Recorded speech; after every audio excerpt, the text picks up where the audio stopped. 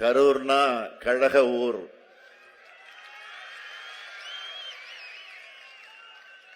September மாதம் நடந்த முப்பெரும் விழா,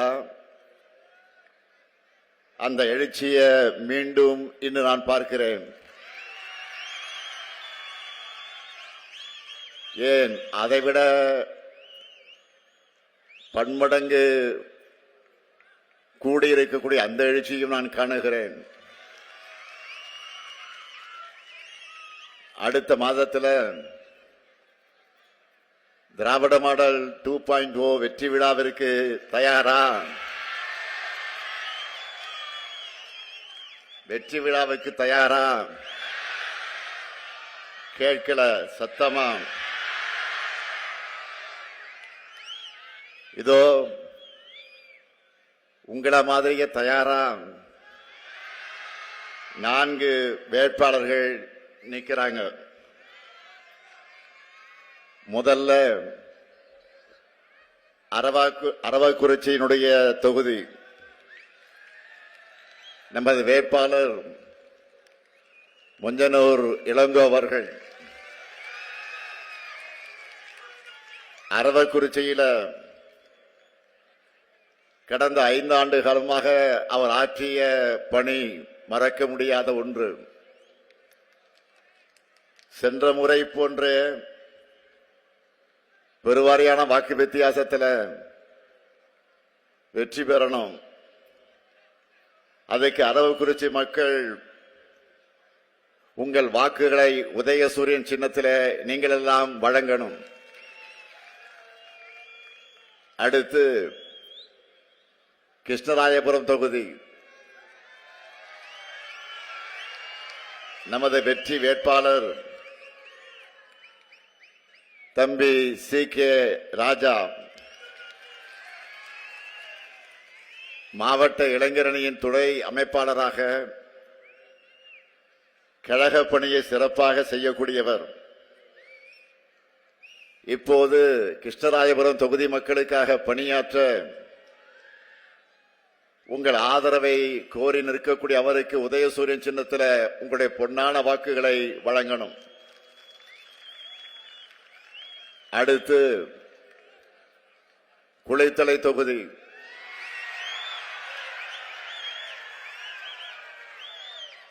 நமது வெற்றி வேட்பாளர் சூரியனூர் சந்திரன் அவர்கள். ஒன்றிய செயலாளராக தன்னுடைய பணியை சிறப்பாக செய்யக்கூடியவர். தலைவர் கலைஞர் அவர்கள் முதலில் உதயசூரியன் சின்னத்தில் இன்று வென்ற தொகுதி. இந்த முறை உதயசூரியன் சின்னத்தில் சூரியனூர் சந்திரன் நிற்கிறார். அவருக்கு குளித்தலை தொகுதியினுடைய மக்கள் உங்கள் பொன்னான வாக்குகளை உதயசூரியன் சின்னத்தில் வழங்கணும். அடுத்து கரூர் தொகுதி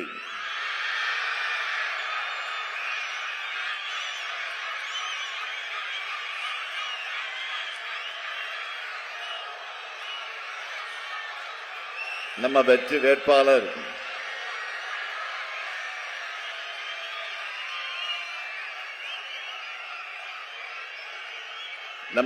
வேட்பாளர் ஆசி எம் தியாகராஜன். நீரேற்று பாசன தலைவராக பொறுப்பேற்று விவசாயிகளுக்காக அரும்பணியாற்றியவர். இப்போது நம்முடைய செந்தில் பாலாஜி செய்த பணிகளை கரூரில் அவர் தொடர போகிறவர். கடந்த முறை செந்தில் பாலாஜி பெற்ற வெற்றி போலவே ஆசியம் தியாகராஜன் அவர்களுக்கும் உங்க வெற்றியை வழங்க உதயசூரியன் சின்னத்தில் உங்களுடைய பொன்னான வாக்குகளை நீங்கள் வழங்கணும்.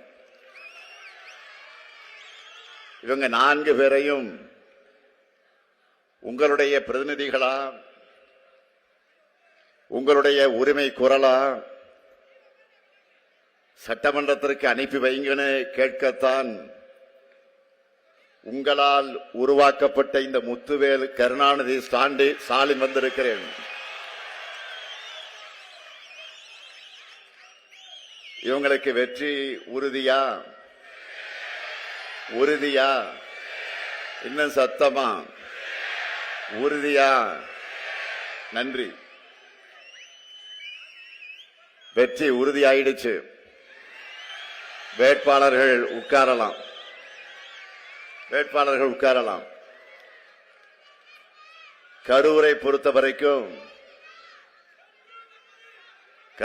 பொறுத்தவரைக்கும் எனக்கு எந்த கவலையும் இல்லை. ஏன்னு உங்களுக்கே தெரியும். என்னுடைய இணைய சகோதரர் செந்தில் பாலாஜியுடைய மாவட்டம் இது.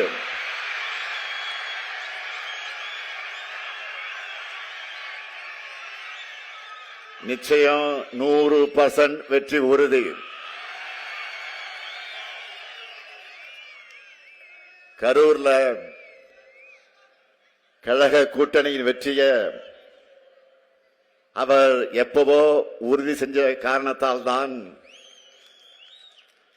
கோவை மாவட்டத்தில் இருக்க சொல்லி பொறுப்பு கொடுத்திருக்கிறவருக்கு.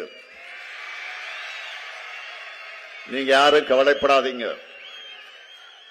அவர் புகுந்த வீடுதான் கோவை. அவர் பிறந்த கரூரை என்றும் மறக்க மாட்டார்.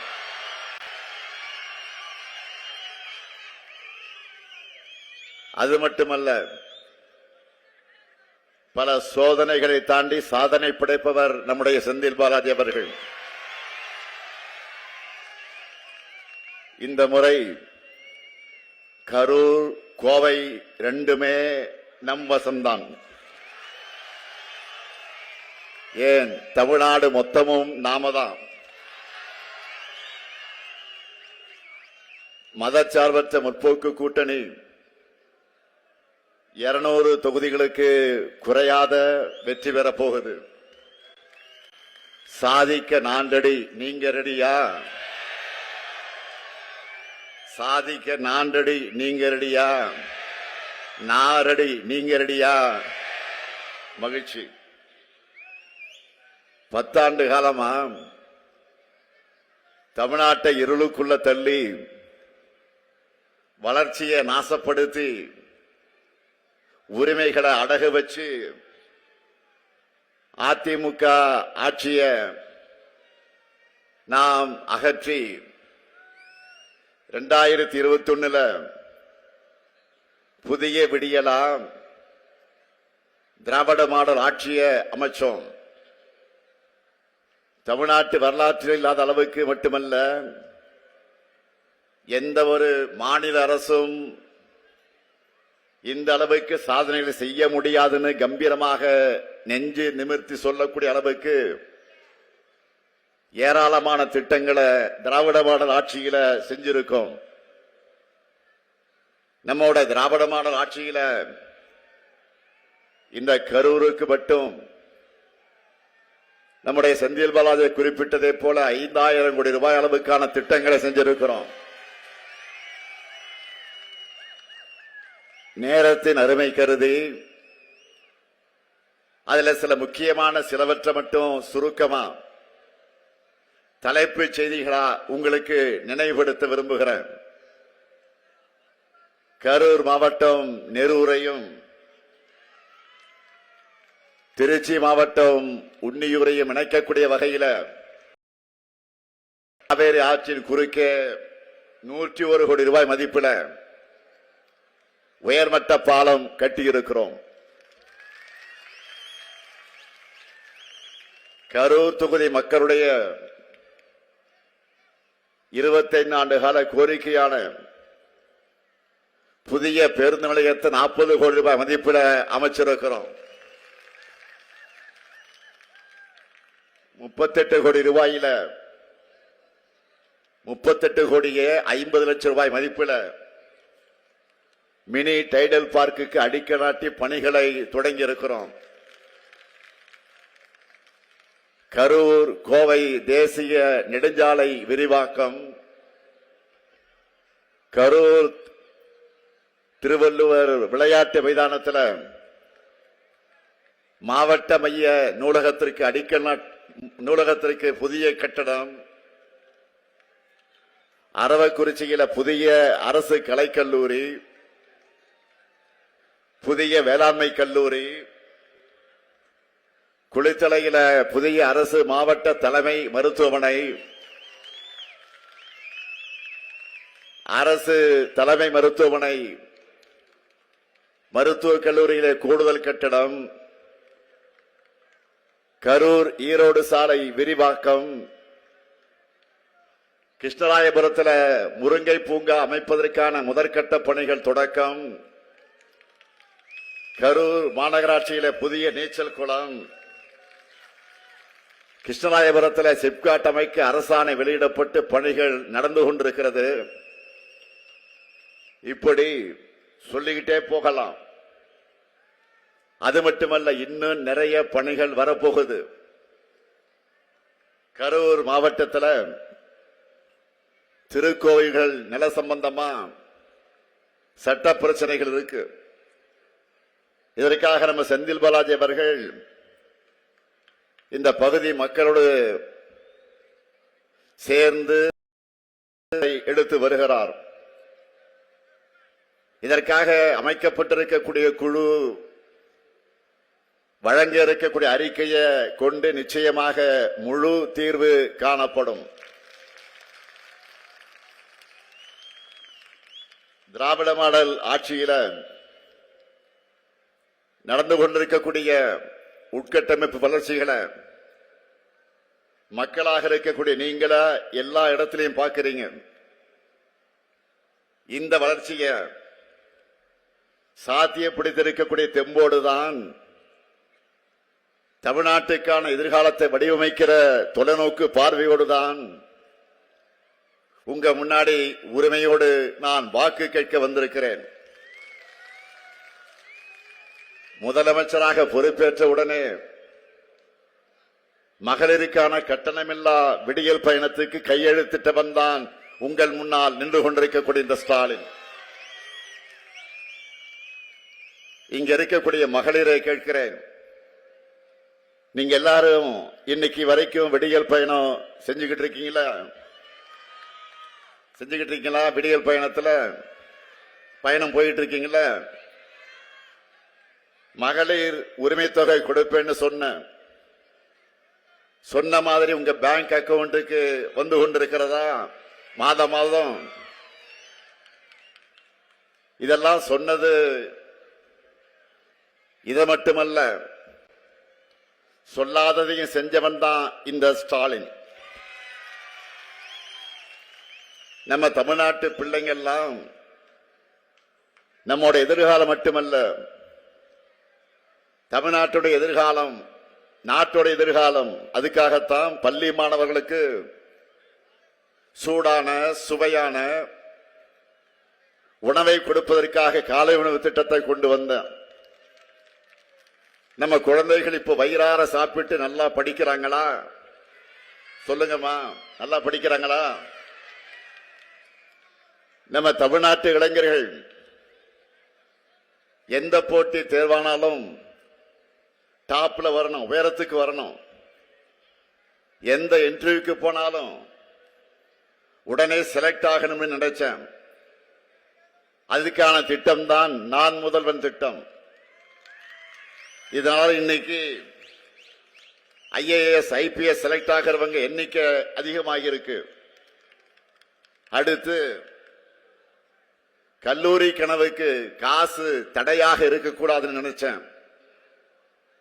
அதுக்காக கொண்டு வந்ததுதான் மாதம் 1000 ரூபாய் வழங்கக்கூடிய புதுமை பெண் திட்டமும் தமிழ் புதல்வன் திட்டமும். நம்ம ஊர்ல தை பிறந்தா வழி பிறக்கும்னு சொல்லுவாங்க.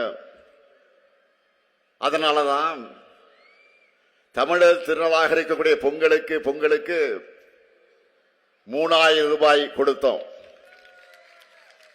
இதுக்கெல்லாம் முத்தாய்ப்பாக ஒரு திட்டத்தை அதிரடியாக செஞ்சேன்.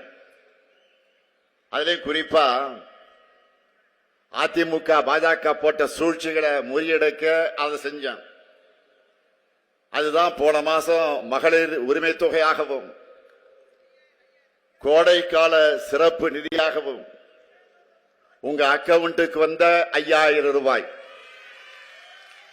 5000 வந்துச்சா? 10 ஆண்டு கால அதிமுக ஆட்சியில அரசு ஊழியர்களுக்கு வஞ்சனை செஞ்சாங்க. அவங்க சம்பளம் வாங்கறத கூட கிண்டல் செஞ்சு பழனிசாமியே பேசினாரு. ஆனா நான் முதலமைச்சரான உடனே முறையாக ஒரு குழு அமைச்சேன், ஒரு கமிட்டி அமைச்சேன்.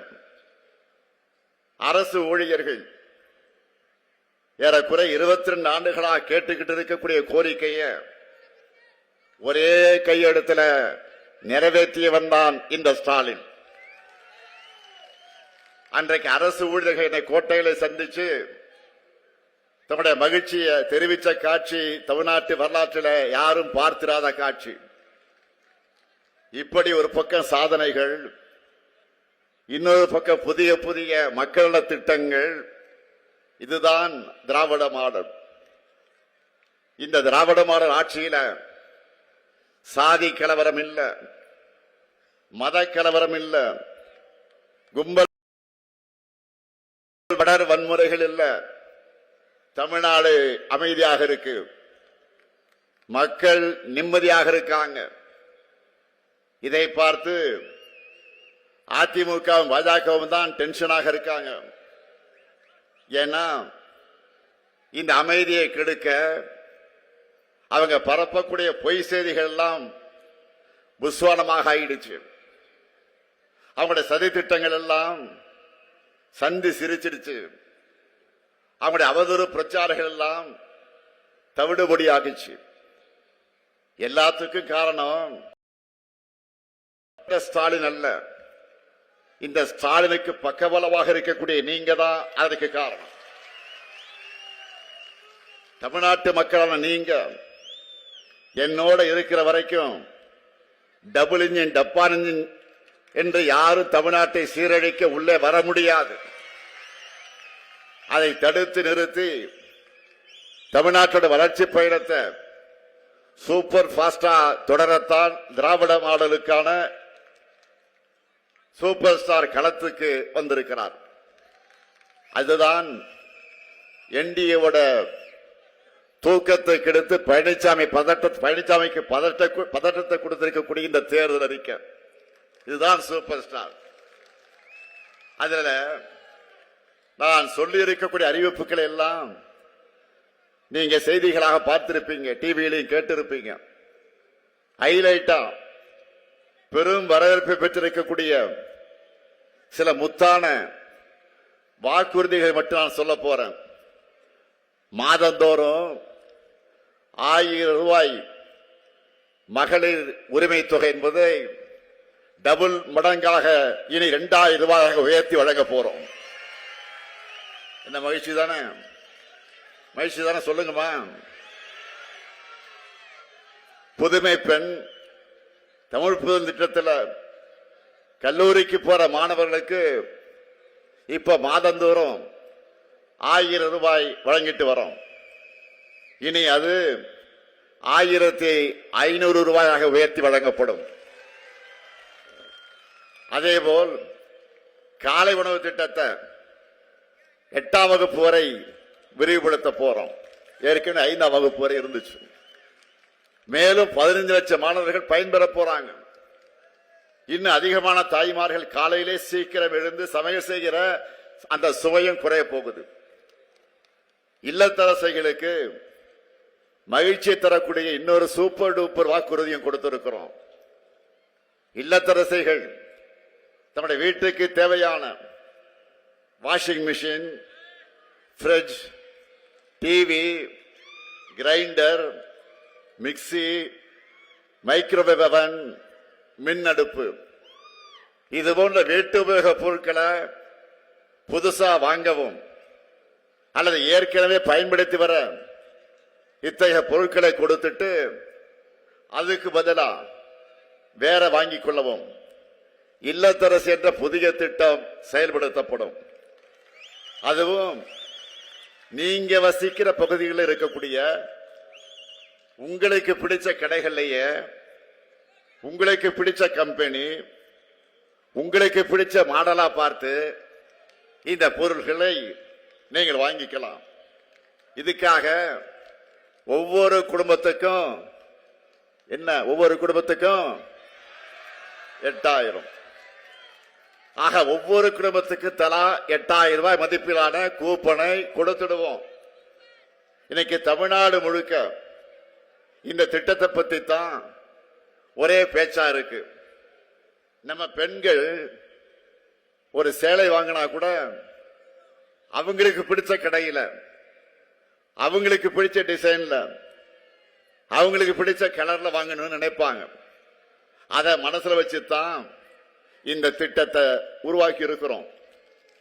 இல்லத்தரசி திட்டத்தில் என்ன வாங்கணும், எப்படி வாங்கணும், எல்லாமே உங்க சாய்ஸ் தான். அதே போல உலகுக்கு உணவளிக்கக்கூடிய உழவர்களை மகிழ்விப்பதற்காக ஒரு மாபெரும் அறிவிப்பை வெளியிட்டிருக்கிறோம். இலவச மின்சாரம் பெறக்கூடிய 20 லட்சத்திற்கும் மேற்பட்ட விவசாயிகளுக்கு எந்தவித மீட்டரும் பொருத்தப்படாத நவீன மின்சார பம்பு செட்டுகள் வழங்கப்படும். எல்லாரும் பழைய பம்பு செட்டு வச்சிருப்பீங்க. சிலது அடிக்கடி ரிப்பேர் ஆகும். அதிக விலை கொடுத்து வாங்க முடியாத நிலையில் இருப்பீங்க. அதை நம்ம திராவிட மாடல் ஆட்சியில அரசே இனி வாங்கி தரும். நெல் கொள்முதல் விலை குவிண்டால் ஒன்றுக்கு 3500 ரூபாயாக உயர்த்தி வழங்கப்படும். கரும்பு கொள்முதல் விலை டன் ஒன்றுக்கு 4500 ரூபாயாக உயர்த்தி வழங்கப்படும். பால் கொள்முதல் விலை லிட்டர் ஒன்றுக்கு 5 ரூபாய் உயர்த்தி வழங்கப்படும். முதியோர் உதவி தொகை இனி மாசம் 2000 ரூபாயாக உயர்த்தி வழங்கப்படும். மாற்றுத்திறனாளிகளுக்கான உதவித்தொகை 2500 ரூபாயாக உயர்த்தி வழங்கப்படும். இன்னும் இருக்கு, மீன்பிடி தடைகால சிறப்பு நிவாரண தொகை 8000 ரூபாயிலிருந்து 12000 ரூபாயாக, மீன்பிடி குறைவுகால சிறப்பு நிவாரண தொகை 6000 ரூபாயிலிருந்து 9000 ரூபாயாக உயர்த்தி வழங்கப்படும். மகளிர் சுய உதவி குழுவை சார்ந்த சகோதரிகள் நிறைய பேர் வந்திருக்கிறீங்க. உங்களை எல்லாம் பிசினஸ் உமனாக முன்னேற்ற வேண்டும் என்ற வகையில பிணை எதுவும் இல்லாம 5 லட்சம் ரூபாய் வரை மானியத்தோடு வங்கி கடன் உதவி வழங்கப்படும். பேரிடர் கால இழப்புகளா, இரவை பாசன பயிர்கள் மற்றும் நெல் பயிர்களுக்கு ஹெக்டேர் ஒன்றுக்கு 25000 ரூபாயும், நீண்டகால பயிர்களுக்கு 27000 ரூபாயும், மானாவாரி பயிர்களுக்கு 12000 ரூபாயும் வழங்கப்படும். உயர்கல்வி படிக்கக்கூடிய 35 லட்சம் மாணவர்களுக்கும் அடுத்த 5 வருஷத்துக்குள்ள லேப்டாப் வழங்கப்படும். 10,000 புதிய பேருந்துகள் இயக்கப்படும். அனைத்து சட்டமன்ற தொகுதிகளிலும் முதல்வர் படைப்பகங்கள் அமைக்கப்படும். தமிழ்நாட்டின் ஒவ்வொரு மண்டலத்துக்கு தனித்தனியா சிறப்பு வளர்ச்சி திட்டங்கள், இப்படி ஏராளமான வாக்குறுதிகளை இந்த அறிக்கையில குறிப்பிட்டிருக்கிறோம். நாங்க சொன்னா செய்வோம், செய்வதைத்தான் சொல்வோம். நான் கலைஞரின் மகன், சொன்ன வாக்குறுதிகளை மறக்கவும் மாட்டேன், மறுக்கவும் மாட்டேன். கடந்த 5 ஆண்டுகள்ல தமிழ்நாட்டோட நிதிநிலையை சீராக்கி ஒவ்வொன்னா நாங்க நிறைவேற்றிக் கொண்டிருக்கக்கூடிய திட்டங்களை அதற்கு சாட்சி.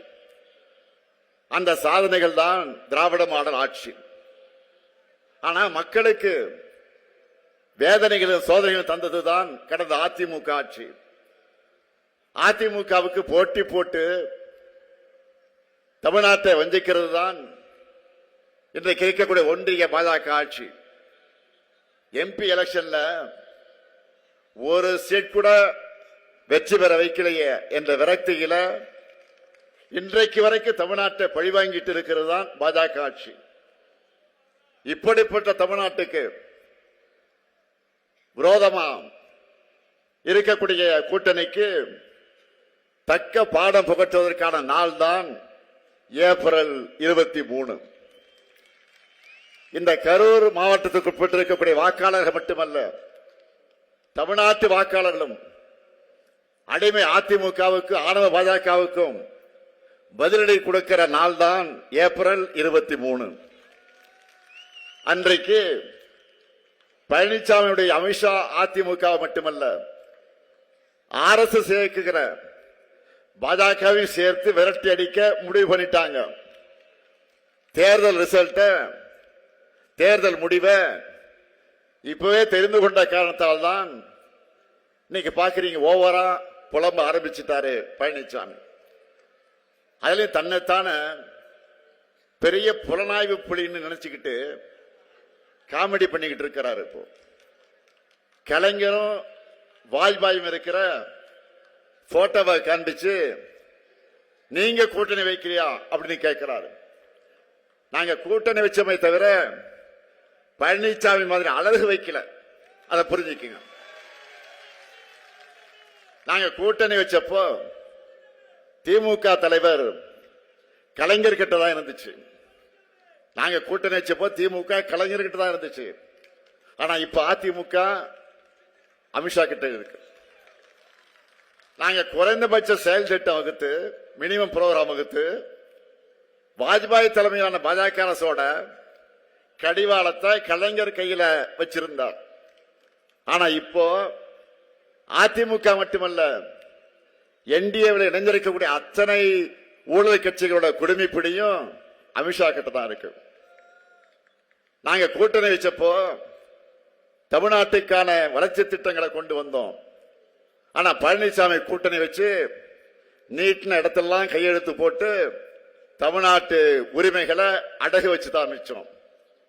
இந்த லட்சணத்துல ஊருக்கே தெரிஞ்ச நியூஸ அந்த போட்டோவை கொண்டு வந்து இம்சை அரசன் 23ஆம் புலிகேசி படத்தில் சொல்ற மாதிரி மணிக்கு ஒரு முறை தான் ஒரு மங்கினி என்பதை நிரூபிச்சிட்டு இருக்கிறார். அது மட்டுமல்ல, பெயர்களுக்காவது திராவிட கட்சியாக இருந்த அதிமுகவை மொத்த அழிவு பாதையில் அழைச்சுக்கிட்டு போற பழனிசாமி நம்மை பார்த்து இதுக்குதான் இந்த தேர்தல் தான் கடைசி தேர்தல் என்று சொல்லி இருக்கிறார். வழக்கமாக அமாவாசையை பார்த்து ஆரிடம் சொல்ற பழனிசாமி இந்த முறை தவறான அருடத்தை சொல்லி இருக்கிறார். சகோதரர் முன்னாள் முதலமைச்சர் OPS தொடங்கி அம்மையார் சசிகலா வரைக்கும் துரோகங்களை செஞ்சு முதுகலை குத்தின பழனிசாமி இன்றைக்கு அதிமுகவை கைப்பற்றி பாஜகவுக்கு வாடகைக்கு விட்டுட்டு ஏகத்தலமா பேசிக்கிட்டு இருக்கிறார். தன்னிலை உணராம ஆணவத்தில் ஆடுனா என்ன நிலைமைன்னு பழனிசாமி இன்னும் உணரவே இல்லை. அதிமுகவை நான் உடைக்க நினைச்சேன்னு அபாண்டமா பேசியிருக்கிறார். அதிமுகவுக்கு வாய்ச்ச அழிவு சக்தியான பழனிசாமி தலைமை பண்பும் அடக்கமும் இல்லாம சொந்த கட்சியினரே துரத்தி விட்டுட்டு சந்தர்ப்பத்துக்காக கூட்டணி கட்சிகளுக்கு கூட துரோகங்கள் செஞ்ச பழனிசாமி இப்படி பேசாமல் இருந்தால்தான் ஆச்சரியப்படணும். அதிமுகவில் இருந்து விலகினவங்க இன்றைக்கு தாய் கழகமான திராவிட முன்னேற்ற கழகத்துக்கு வர்றதை பார்த்து வயிறெறிஞ்சு இப்படி பேசியிருக்கிறார். திமுகவிலிருந்து பிரிஞ்சதுதான் அதிமுக. திராவிட இயக்க உணர்வில் இருந்து விலகி அந்த இயக்கத்தை தவறான பாதையில பழனிசாமி கொண்டு போகும்போது பலரும் விலகுறாங்க, நம்முடைய தாய் கழகத்துக்கு திரும்புறாங்க. இதுல தவறில்லையே. வழி தவறி போய் நாட்டுக்கும் நாட்டு மக்களுக்கும் துரோகம் செய்வதுதான் ஏத்துக்க முடியாது. இதெல்லாம் பாஜகவுடைய பாதமே சரணாகதின்னு இருக்கிற பழனிசாமிக்கு புரியாது. தடமாறி கூட்டணி வச்சிருக்கக்கூடிய பழனிசாமி செஞ்சிருக்கக்கூடிய துரோகங்களை கொஞ்சம் எண்ணி பாருங்கள். குடியுரிமை திருத்த சட்டத்துக்கு ஆதரிச்சு வாக்களித்தது யார்? இந்தியா முழுக்க அதுக்கு எதிராக இஸ்லாமிய பெருமக்கள் போராடினப்போ எந்த முஸ்லிம் பாதிக்கப்பட்டார்னு ஏகத்தலமா கேட்டது யார்? வெயில், மழை, குளிர் இதெல்லாம் பார்க்காம தலைநகர் டெல்லியில விவசாயிகள் மாசக்கணக்கில் போராடினப்போ 3 வேளாண் சட்டங்களை பற்றி எந்த அடிப்படை புரிதலும் இல்லாம அவங்களை எல்லாம் புரோக்கர்கள் கொச்சைப்படுத்தி வாய்க்கூசாம பேசுறது யாரு? துரோகம் செய்யணும், அதையும் டிசைனா செய்யணும்னு நினைக்கிற பழனிசாமி அவர்கள் ஒட்டுமொத்த தமிழ்நாட்டுக்கு மிகப்பெரிய துரோகம் செய்ய அமைத்திருப்பதுதான் டப்பா இன்ஜினுடைய என்டிஏ கூட்டணி. துரோகத்திற்கு துரோகமே துணை என்பது போல அமைந்திருப்பதுதான் என்டிஏ கூட்டணி.